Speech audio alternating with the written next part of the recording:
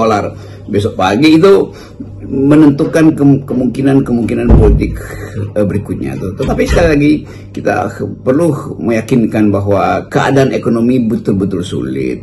Semua kalangan buruh juga harus pulang ke mudik lebaran dengan oleh-oleh yang berkurang. Sementara kerabat yang di daerah juga berharap ada rezeki tambahan karena impact dari ekonomi sampai ke daerah. Tetapi juga mereka saya kira mulai merasa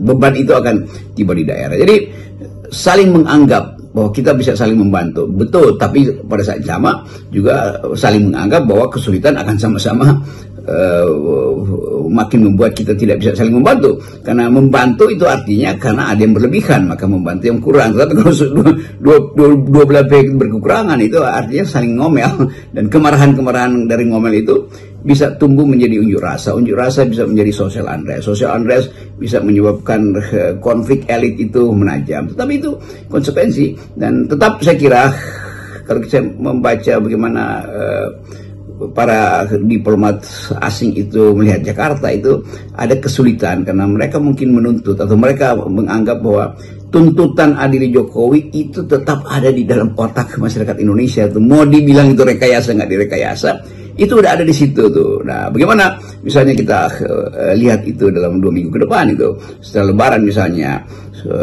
demonstrasi pasti mulai lagi itu, kesulitan ekonomi pasti akan belum bisa diselesaikan.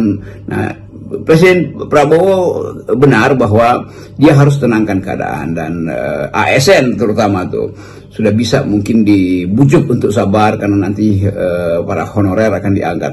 Tapi sekali lagi ini ada baru dalam kedudukan sebagai janji politik, kan orang bertanya nanti uangnya dari mana untuk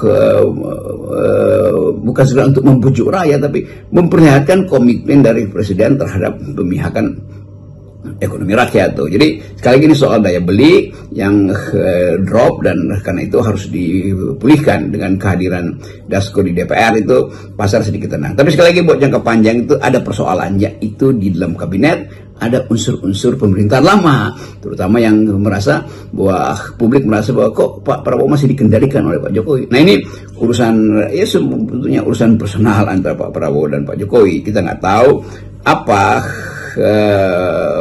healing yang bisa dihasilkan dari ketegangan antara Megawati dan Pak Jokowi, apa yang menjadi landasan kenapa Pak Prabowo tidak bisa cut close misalnya Jokowi. Dan semua itu adalah modeling yang bisa dianalisis oleh para analis tercanggih. Nah, kita hanya membantu memberikan frame dari FNN.